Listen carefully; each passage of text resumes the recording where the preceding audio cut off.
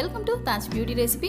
Friends, இன்றைக்கி நம்ம சேனலில் என்ன வீடியோ பார்க்க போகிறோம் அப்படின்னு பார்த்தீங்கன்னா, நம்மளோட அண்டர் ஆர்ம்ஸ் அக்குள் பகுதிகளில், தொடையோட இடுக்குகளில், பின்கழுத்து பகுதிகளில், முட்டிகளெல்லாம் இருக்கக்கூடிய அந்த அடர்ந்த கருமையெல்லாம் நீக்கி நம்மளோட ஸ்கின்னை வந்து லைட்டன் பண்ணுறது எப்படி அப்படிங்கிறது தான் இன்றைக்கி ஹோம் ரெமடியாக இந்த வீடியோவில் பார்க்க போகிறோம்.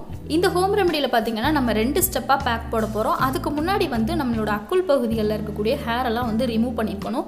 நீங்கள் எப்பயுமே வந்து ஷேவ் பண்ணுறத விட வேக்சிங் பண்ணிங்க அப்படின்னா அந்த இடத்துல அதிகமான கருமை வந்து வராது. இப்போ நீங்கள் ஹேர்லாம் ரிமூவ் பண்ணிட்டீங்க, ஷேவ் பண்ணியோ வேக்சிங் பண்ணியோ உங்களோட ஹேர்லாம் ரிமூவ் பண்ணிட்டீங்கன்னா அடுத்த ஸ்டெப்பாக இப்போ நம்ம ஃபஸ்ட்டு பண்ண போகிற ஸ்க்ரப்பிங் பண்ண போகிறோம். ஸோ இந்த ஸ்க்ரப் பண்ணுறதுக்கு என்ன இன்க்ரீடியன்ட்ஸ்லாம் தேவை, அது எப்படி பண்ணுறதுங்கிறத பார்க்கலாம். ஸோ இப்போ பார்த்தீங்கன்னா நம்ம ஸ்க்ரப் பண்ண போகிறோம். இதுக்கு ஒரு க்ளீன் பவுல் எடுத்துக்கோங்க. இதில் 1 டேபிள் ஸ்பூன் அளவுக்கு சர்க்கரை வந்து சேர்த்துக்கோங்க. இந்த சுகர் எப்படி இருக்கணும்னு பார்த்தீங்கன்னா கொஞ்சம் சின்ன சின்னதாக இருக்கிற மாதிரி பார்த்துக்கோங்க. ரொம்ப பெருசாக இருந்துச்சு அப்படின்னா அதை நீங்கள் மிக்சியில் வந்து பவுடர் பண்ணி கூட சேர்த்துக்கோங்க. அடுத்ததாக இது கூட பார்த்தீங்கன்னா ஒரு பிஞ்ச் அளவுக்கு வந்து நம்ம மஞ்சள் தூள் வந்து சேர்த்துக்கலாம்.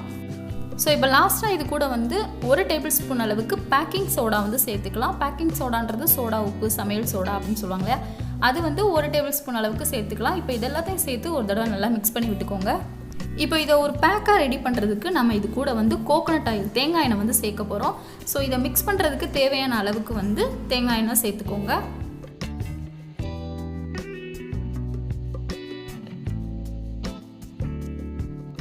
இப்போ பார்த்தீங்கன்னா நம்மளோட ஸ்க்ரப்பர் வந்து ரெடி ஆயிடுச்சு. உங்களோட பாடியில் எங்கெல்லாம் வந்து டார்க்னஸ் இருக்குது அப்படின்னு நினைக்கிறீங்களோ அந்த இடத்துலலாம் நீங்கள் வந்து இந்த ஸ்க்ரப்பரை வச்சு ஸ்க்ரப் பண்ணணும். உங்களோட அக்குள் பகுதிகளில், அப்புறம் உங்களோட தொடையோட இடுக்குகளில், பின்கழுத்து பகுதிகளில், முட்டிகளெல்லாம் இருக்கக்கூடிய கருமையெல்லாம் நீக்கிறதுக்கு இந்த ஸ்க்ரப்பர் வந்து உங்களுக்கு ரொம்பவே ஹெல்ப் பண்ணும். டார்க்னஸ் இருக்கக்கூடிய உங்களோட ஸ்கின்னில் இந்த ஸ்க்ரப்பரால் நீங்கள் வந்து நல்லா ஸ்க்ரப் பண்ணணும். ஒரு 10 நிமிஷத்துக்கு விடாமல் ஸ்க்ரப் பண்ணிகிட்டே இருங்க. இந்த மாதிரி ஸ்க்ரப் பண்ணுறதுனால என்னாகும் அப்படின்னு பார்த்தீங்கன்னா உங்களோட ஸ்கின்னில் இருக்கக்கூடிய அந்த டார்க்னஸ்லாம் குறைய ஆரம்பிக்கும். அது மட்டும் இல்லாமல் டெட் செல்ஸ் எல்லாம் இருந்துச்சு அப்படின்னா அதெல்லாம் ரிமூவ் ஆகிட்டு ஸ்கின் வந்து நல்லா லைட்டன் ஆகும். இப்போ நீங்கள் 10 நிமிஷத்துக்கு உங்களோட ஸ்கின்ல நல்லா ஸ்க்ரப் பண்ணி ஸ்க்ரப்பிங் மெத்தடை வந்து முடிச்சிட்டிங்க. இப்போ அடுத்ததான் நம்ம வந்து பேக் வந்து போட போகிறோம். ஸோ இப்போ இந்த பேக் எப்படி போடுறது, இதுக்கு என்ன இன்க்ரீடியன்ட்ஸ்லாம் தேவைன்றதையும் பார்த்துடலாம். இப்போ இந்த பேக் போடுறதுக்கு ஒரு க்ளீனான பவுல் எடுத்துக்கோங்க. இதில் 1 டேபிள் ஸ்பூன் அளவுக்கு முல்தானி மிட்டி பவுடரை வந்து சேர்த்துக்கலாம். இப்போ இதை மிக்ஸ் பண்ணுறதுக்கு தேவையான அளவுக்கு நான் வந்து ரோஸ் வாட்டர் வந்து ஆட் பண்ணிக்கிறேன்.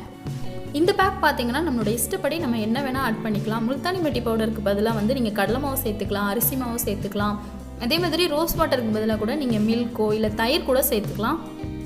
இப்போ நம்மளோட இந்த பேக் வந்து ரெடி ஆயிடுச்சு. நம்ம ஏற்கனவே ஸ்க்ரப் பண்ணி நம்மளோட ஸ்கின்னை வந்து வாஷ் பண்ணிட்டோம். அதுக்கு மேலேயே இப்போ நம்ம இந்த பேக் வந்து போட்டுக்க போகிறோம்.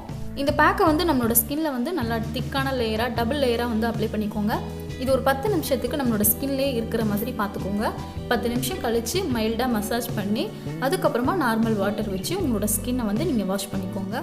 வாஷ் பண்ணதுக்கப்புறமா நீங்கள் ஏதாவது ஒரு மாய்ஸ்சரைசர் வந்து யூஸ் பண்ணிக்கலாம்.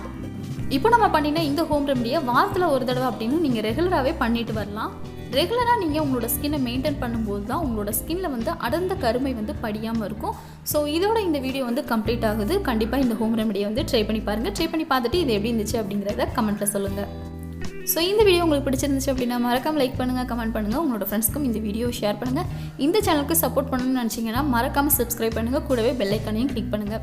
நாளைக்கு இன்னொரு யூஸ்ஃபுல்லான வீடியோஸோடு உங்களை நான் மீட் பண்ணுறேன். தேங்க்ஸ் ஃபார் வாட்சிங்.